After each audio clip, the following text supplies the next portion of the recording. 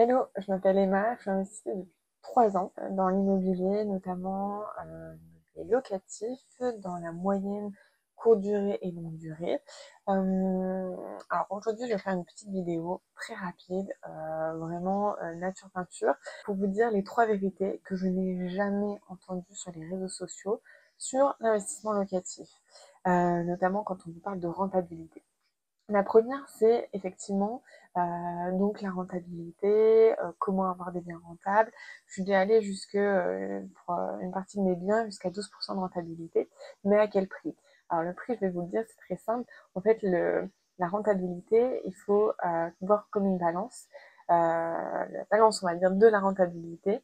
D'un côté, vous avez, vous, ce que vous êtes prêt à faire. Donc, il faut savoir que forcément, plus vous allez être prêt à faire des choses, plus la rentabilité va augmenter. Et de l'autre côté, vous allez avoir votre charge mentale.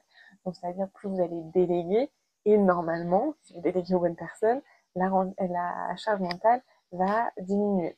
Donc voilà, il faut voir un peu ce que je suis prêt à faire pour avoir plus de rentabilité et ce que je ne veux pas faire pour notamment me libérer de la charge mentale et aussi donc me dire c'est pas grave si j'ai un peu moins de rentabilité, mais ça je préfère le déléguer.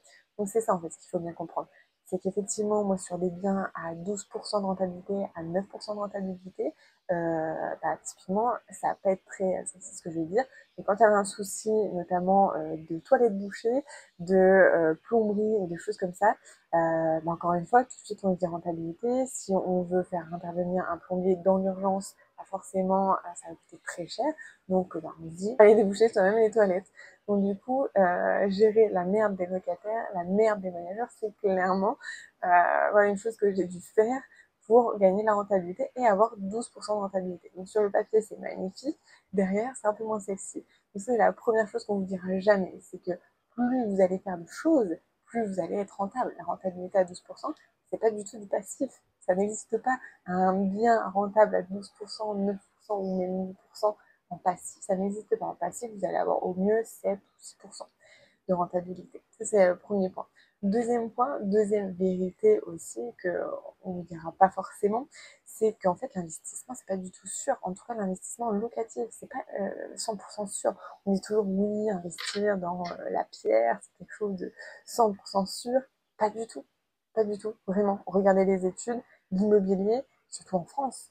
Pourquoi je dis surtout en France? Parce que en fait en France la loi est du côté du locataire. Si vous avez par exemple un bien avec 3 lots, où 2 ça se passe bien et le troisième lot, en fait, il s'avère que ça rembourse 2 tiers de votre crédit, ça se passe mal, du coup, en fait, c'est plus du tout rentable. Donc, c'est pas du tout sûr. Et l'immobilier locatif en France, c'est pas une chose sûre du tout, surtout quand vous l'exploitez en longue durée. En courte durée, c'est différent, mais il y aura d'autres désavantages. Donc ça, c'est la deuxième vérité qu'on vous dira jamais. Pareil. Donc vraiment, l'investissement locatif, les vendeurs de rêves, les marchands de formation, tout ça, vous disent tous que c'est 100%, c'est voilà, faut investir dans la pierre. Faites attention et regardez les études. Et troisième et dernière vérité, notamment les travaux. On lui dit, pareil, tous ces formateurs, tout ça, vous disent sur les réseaux sociaux, faut prendre des biens avec beaucoup de travaux. Super, génial. Une fois qu'on l'a, il y a deux possibilités. Une fois que vous avez un bien, quand j'ai avec beaucoup de travaux, c'est au moins la moitié de la valeur à laquelle vous avez acheté le bien, au moins la moitié fait partie de l'enveloppe travaux. Donc l'enveloppe travaux fait au moins 50% minimum de la valeur du bien. C'est ça que j'entends avec beaucoup de travaux. Donc quand il y a beaucoup de travaux, effectivement, c'est bien. Il y a encore une fois deux possibilités. Soit vous souhaitez avoir une rentabilité. Alors quand je dis une rentabilité, en vrai, là je ne vais pas m'étaler dessus, mais ça veut tout et rien dire. Mais je parle notamment du cash flow. Du cash flow au-delà de la rentabilité. Parce que c'est deux choses même différentes. J'aurais plutôt même dû dire cash flow. Mais voilà, pour aujourd'hui, je vais faire volontairement une vidéo succincte. Donc je continue. Une fois que vous avez des travaux, c'est bien. Soit vous avez deux possibilités, vous les faites vous-même pour exploser votre cash flow. Donc là, bon courage. Moi, ça fait pareil 3 ans que je suis dans les travaux, que je gère moi-même les travaux. Donc quand je dis pareil moi-même, c'est-à-dire que je fais plus de la moitié des travaux moi-même. Je délègue souvent la plomberie, l'électricité, mais le reste, je le fais moi-même. Euh, donc voilà, et ça, bah, bon courage, puisqu'en fait, vous tombez soit sur des artisans bah, qui sont non, soit qui travaillent mal, soit qui tout simplement abandonnent le chantier. L'avantage de faire soi-même, c'est que du coup, bah, vous pouvez pallier à tous ces désagréments en faisant vous-même des choses, en apprenant. Certes, ce sont des métiers, mais rien n'est impossible. Quand on a de la bonne volonté, on peut apprendre.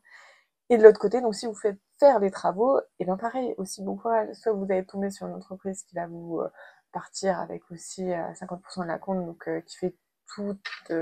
Souvent, c'est ceux qui font tout corps de métier point d'alerte, hein, mais ça existe, hein, des bonnes entreprises, ou soit justement vous allez tomber sur des bonnes entreprises, mais qui sont très chères et qui, parce qu'elles ont un planning très chargé, et à juste titre, elles sont chères. Pourquoi? Parce que bah, à la fois la tension sur le marché, on va dire, des travaux, dans l'investissement immobilier, que ce soit locatif ou même en résidence principale, il est tel qu'en fait, bah, les bons artisans, bah, ils peuvent être très chers, ils ont souvent un planning, mais qui est vraiment overbooké, donc il faut les contacter très tôt. Donc voilà un petit peu pour le point d'attention. Donc pareil, les travaux, c'est bien d'avoir des biens de travaux, mais il faut être capable d'absorber encore une fois la charge de travaux, que ce soit même si vous les déléguez en fait, même si vous les déléguez, ça va être très cher et des fois il faudra même repasser quand même derrière ou compléter vous-même. Ou alors, même si vous faites la majorité vous-même, bah, ce sera beaucoup de temps. Donc voilà sur les choses de l'immobilier qu'on ne vous dit pas. Après, bien entendu, moi, si je l'ai fait, c'est aussi parce que j'aime beaucoup ça. Je suis passionnée de l'immobilier. Mais voilà, c'était trois vérités que je n'entends jamais et que malheureusement, je pense que certaines personnes ne s'y attendent pas. Et voilà, il faudrait peut-être plus les préparer. Et c'est dans ce but-là, donc de vous aider et au moins pour être sûr que ce soit bien votre choix d'investir dans l'immobilier en ayant tout ça en tête. Allez, sur ce, je vous dis ciao!